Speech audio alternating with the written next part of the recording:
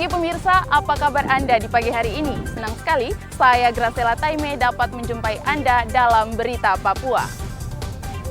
Sejumlah berita menarik dan teraktual telah berhasil dirangkum tim redaksi kami. Berikut 3 berita utama hari ini.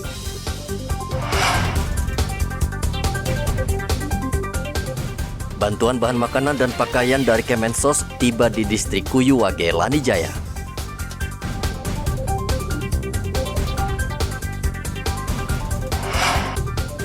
Tujuh pengebom ikan di Sorong diringkus polisi.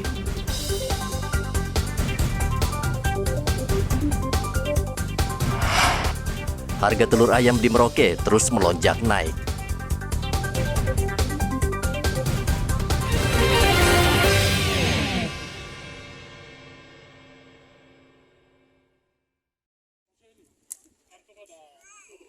Bantuan makanan untuk korban kelaparan sudah di distrik Kuyuwage Kamis kemarin.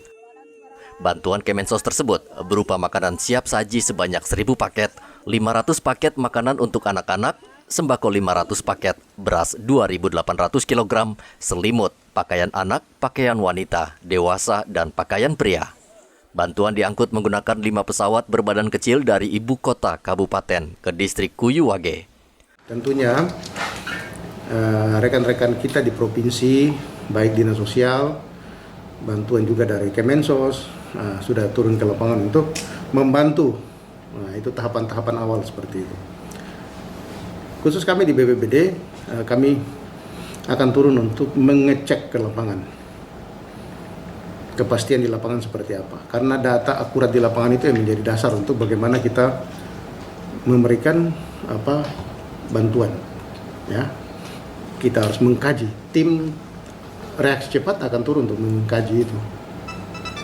Kaji cepat, kerusakannya seperti apa, terus kerugiannya seperti apa, itu yang nanti harus dilihat.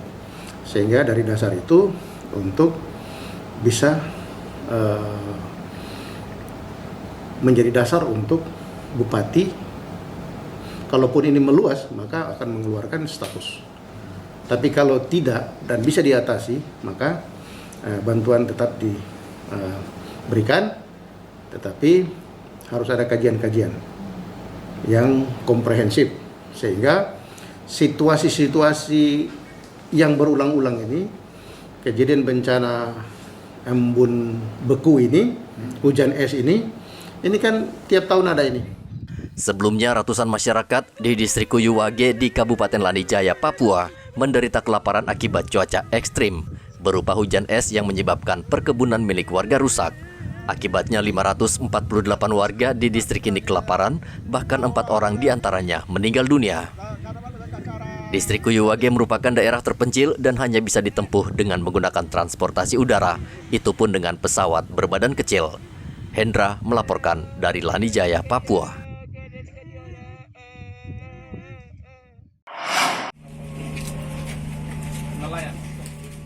Tujuh pelaku bom ikan ditangkap kapal patroli Polairut Polda, Papua Barat. Ketujuh nelayan ini ditangkap di Selat Sele saat Polairut melakukan patroli. Petugas mencurigai tindak tanduk mereka dan saat dirazia petugas menemukan puluhan bahan peledak di kapal mereka. Bom ikan selama ini sering digunakan untuk menangkap ikan dalam jumlah besar, namun efek ledakan bisa merusak terumbu karang di dasar laut.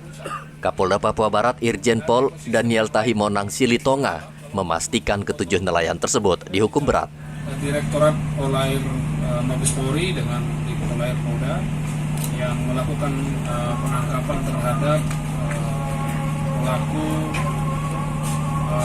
penangkapan ikan dengan menggunakan bahan peledak.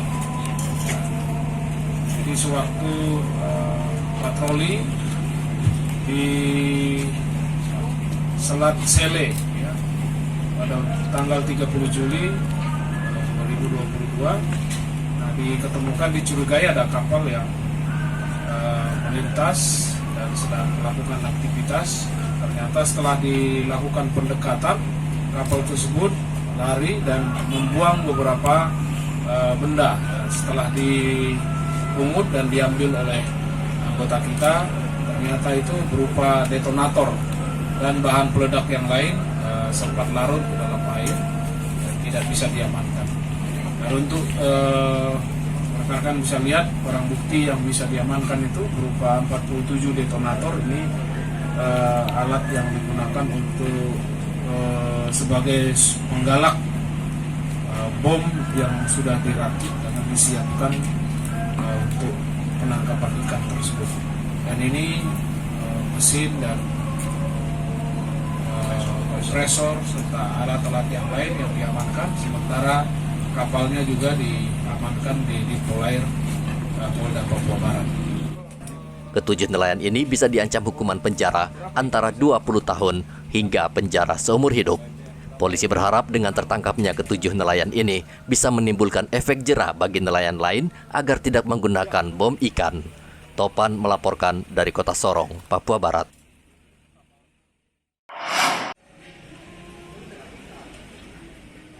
Untuk mendukung kemajuan persepak bolaan di Kota Sorong, Pemkot membangun stadion sepak bola megah di wilayah Papua Barat dengan kapasitas penonton mencapai 7.000 orang. Saat ini proses pembangunan stadion sedang berjalan dan diperkirakan tidak lama lagi akan rampung. Olahraga sepak bola menjadi olahraga favorit dan sangat akrab bagi masyarakat Papua.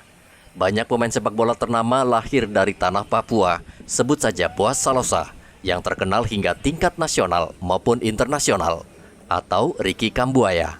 Kedua pemain tersebut berasal dari Kota Sorong. Pantas bila Kota Sorong harus memiliki stadion sepak bola yang layak dan megah, yang dinamakan Stadion Bawela. Ini kita baru sampai di tahap keempat. Tahap keempat 80%. Tinggal sekarang lagi finishing luarnya, dengan ditambah dengan atap tribun. Finishingnya seperti apa Bapak, mungkin bisa jelaskan? Finishing itu cat, plester, aci, sampai di persiapan lantai. Dan sampai di situ. Targetnya kapan Bapak? Kontrak tahap 4 itu sampai di tanggal 22 Oktober 2022. Tahap 3 selesai di tanggal 21 Agustus. Ya, diharapkan dengan tahapan ini selesai sesuai dengan rencana, sesuai dengan anggaran yang tersedia. Ya, kita mengusulkan lagi untuk tahap kelima. Gitu. Tahap kelima kita bentuk sampai selesai. Berarti nanti Oktober ya Pak ya, untuk peresmiannya atau seperti apa nih Pak? Ini kan rencana Pak Wali, sebelum beliau turun tanggal 22 kita meresmikan area dalamnya. Ya, karena ini dalam sudah tinggal ini 97%, dan tinggal 3% aja, sudah 1, 2, 3 hari sudah selesai dalamnya. Itu yang nanti kita resmikan. Ya, kita istilah grand opening sambil menyelesaikan area luar. Area luar ini kan ruko-ruko ya. Ruko, kantor pengelola, ruang rapat, dan klinik kesehatan, dan juga gudang, dan ruang ganti pemain. Stadion Bawela ini diharapkan akan memberikan semangat dan menjadi kebanggaan para atlet sepak bola di Kota Sorong dan akan melahirkan lebih banyak pemain-pemain berkelas yang akan merumput di kancah nasional maupun internasional. Topan melaporkan dari Kota Sorong, Papua Barat.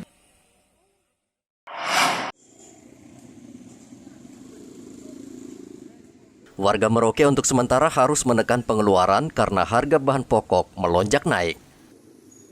Harga telur misalnya saat ini semakin sulit dijangkau karena selama sepekan terakhir rata-rata naik hingga Rp10.000 per rak.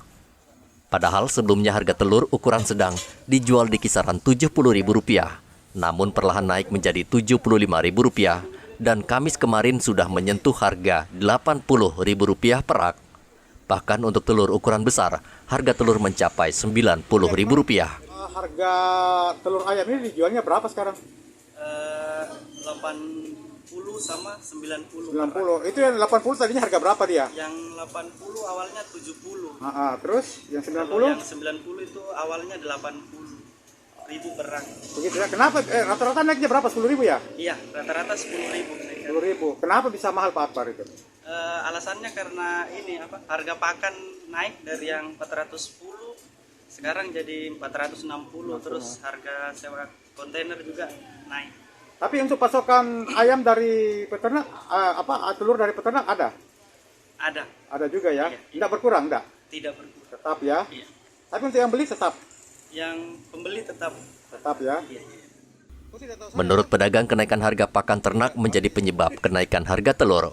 Sebelumnya harga pakan ternak sekitar Rp410.000 per karung, kini menjadi Rp460.000 per karung.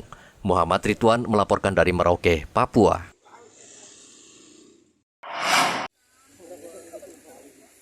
Untuk meringankan beban ekonomi masyarakat, pemerintah melalui agen mendistribusikan minyak goreng murah untuk warga Merauke.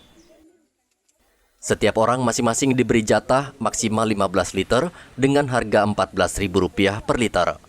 Dalam operasi pasar ini, pemerintah menyediakan 27.000 liter minyak goreng murah yang disalurkan melalui agen di Jalan Brawijaya, Merauke.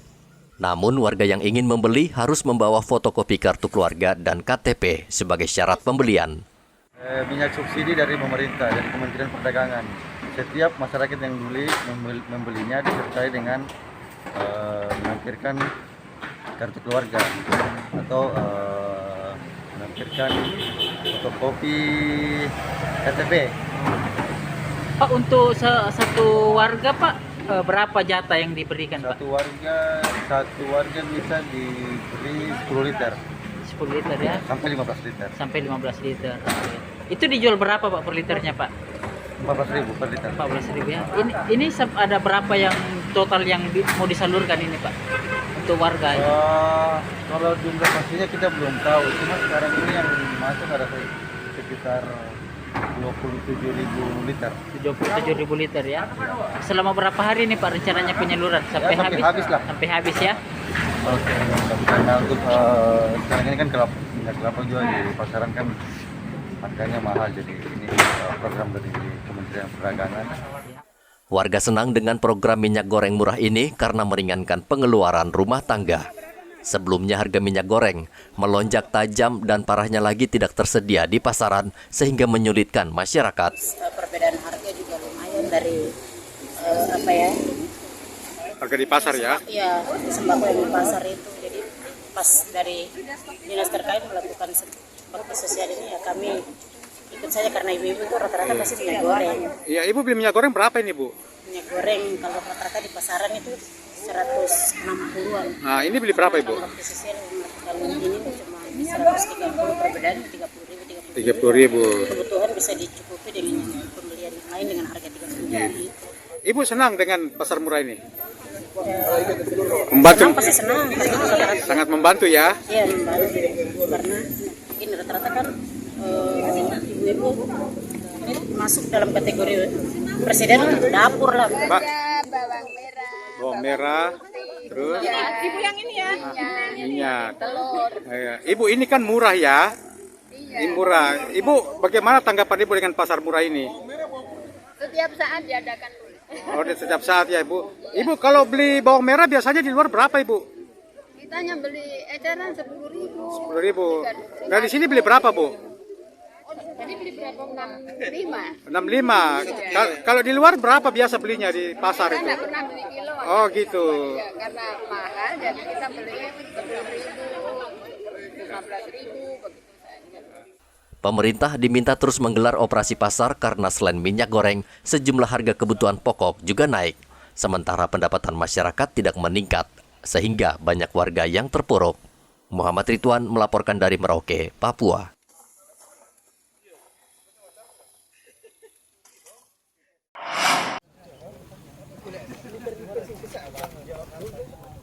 Kodim 1710 Mimika bersama Dinas Pertanian dan kelompok tani bergotong royong menanam jagung di atas lahan pertanian seluas 2,6 hektar milik TNI di Mil 32, Distrik Kuala Kencana. Lahan pertanian seluas 2,6 hektar itu merupakan milik Kodim 1710 Mimika yang belum dimanfaatkan.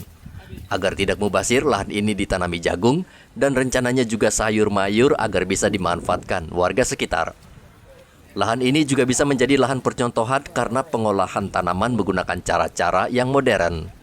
Bisa ditanami padi maupun jagung. Nah, untuk tempat kita ini yang sangat memungkinkan adalah jagung. Maka kita buka di sini tanam jagung sekitar 2,6 hektar. Sementara ini Pak, nanti kita bisa berluas lagi karena kita masih ada lahan yang masih kosong di belakang.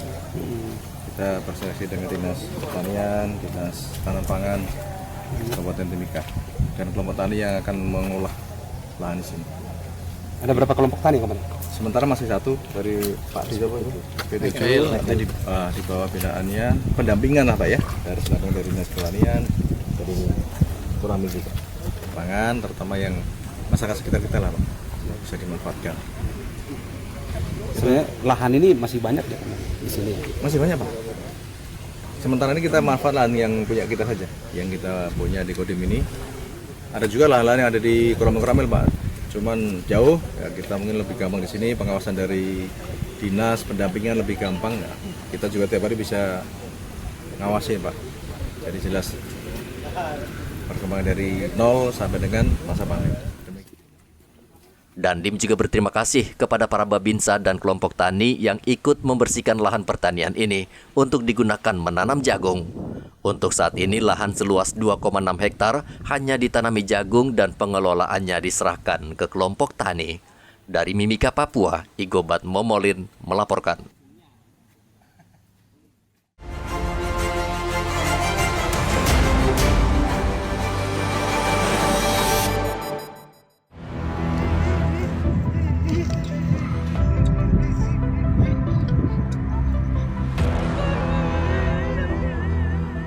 Ratusan warga di distrik Kuyuwage, Kabupaten Lanijaya saat ini menderita kelaparan akibat lahan perkebunan mereka gagal panen karena rusak parah tertimpa hujan es. Akibat cuaca ekstrim yang sudah 2 pekan melanda Kuyuwage, 4 warga di distrik itu meninggal dunia. 548 warga harus menahan lapar karena tidak bisa memanfaatkan hasil perkebunan mereka yang rusak parah. Pemerintah Kabupaten Lanijaya sudah mengirim bantuan bahan makanan untuk warga yang terdampak.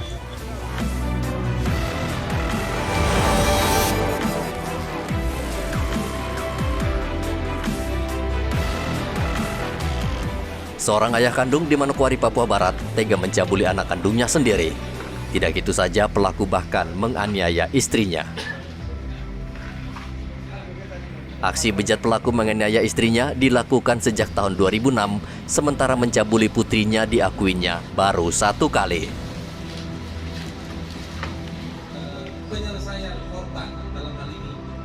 Karena takut, korban akhirnya membongkar aib keluarganya ini kepada polisi. Saat ini pelaku sudah ditahan di rutan Mapolres Manokwari. Pelaku terancam hukuman penjara 12 tahun.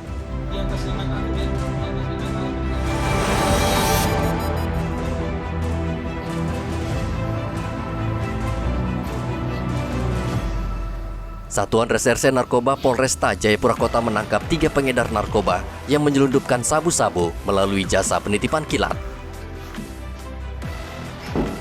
Ketiga pelaku adalah Robi Sriyanto, pegawai negeri sipil di Kabupaten Yalimo, serta Hendra dan Risman yang berasal dari Wamena, Kabupaten Jayawijaya. Para pelaku menyelundupkan sabu-sabu dengan cara dimasukkan ke dalam pengeras suara untuk mengelabui petugas jasa pengiriman. Mereka dijerat Undang-Undang Nomor 35 Tahun 2009 dengan ancaman 7 tahun penjara.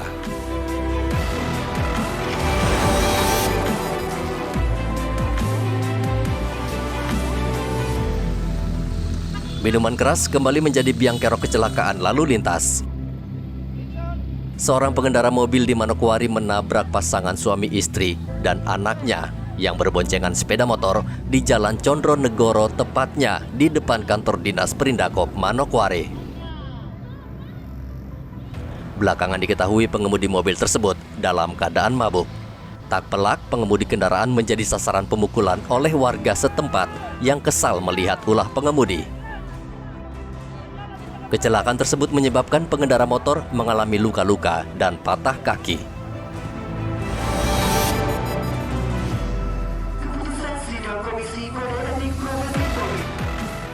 Polda Papua Barat memecat secara tidak hormat seorang polisi yang bertugas di Mapolres Sorong Kota karena terjerat kasus pencabulan. Tindakan ini merupakan langkah tegas penegakan disiplin di tubuh kepolisian agar tidak mencederai citra polisi yang bertugas sebagai penganyom masyarakat. Upacara dipimpin Kapolres Sorong Kota AKBP Johannes Kindangen yang melepas atribut kepolisian Bribka Aseron Sumbre.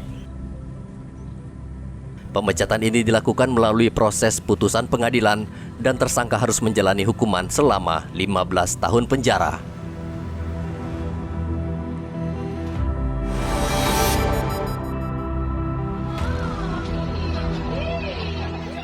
Perkelahian antara polisi dan tentara di Fakfak akhirnya diselesaikan secara damai dan kekeluargaan.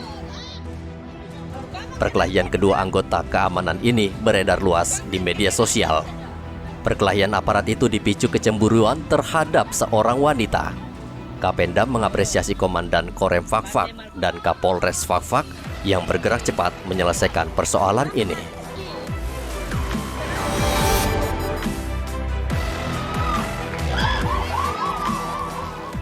Ratusan tenaga honorer yang tergabung dalam aliansi honorer Mimika kembali berunjuk rasa di depan kantor BKP SDM Kabupaten Mimika.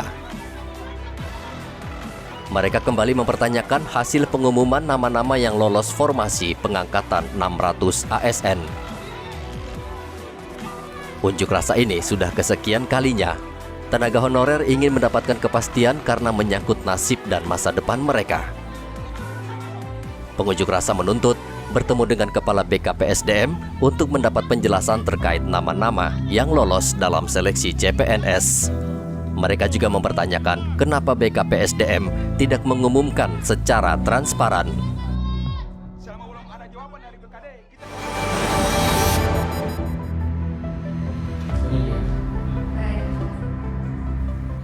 Balai Besar Pengawasan Obat dan Makanan Jayapura menyita ribuan kosmetik ilegal yang mengandung bahan berbahaya di 4 kabupaten. Ribuan kosmetik ilegal tersebut nilainya mencapai 146 juta rupiah. Razia dilakukan dalam 2 pekan terakhir dengan melakukan inspeksi mendadak ke sejumlah toko. Dalam sidak tersebut, Bepom Jayapura berhasil menyita 6.354 kosmetik ilegal yang mengandung bahan berbahaya.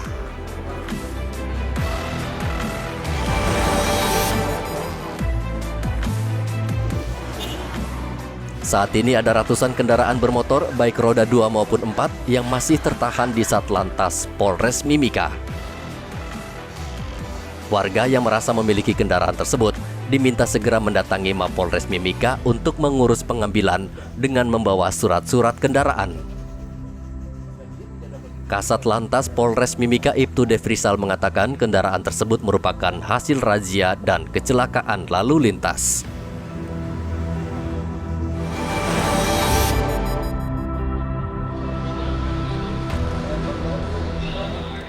Prajurit Koarmada 3 dan Pasmar 3 menggelar latihan tempur dan pendaratan di pantai Warmenum, Sausapor, Kabupaten Tambrau.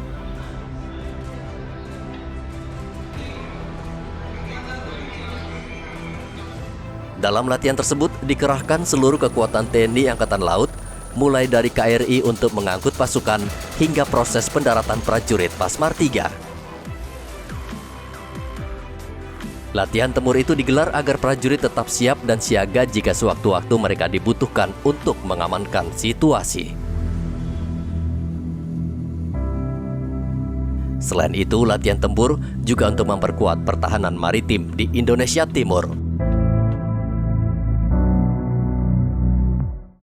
Pemirsa, informasi tadi sekaligus mengakhiri jumpa kita dalam Berita Papua. Saya Graciela Taime mewakili seluruh tim redaksi yang bertugas menyampaikan terima kasih. Selamat beraktivitas, sampai jumpa. Wanyambe.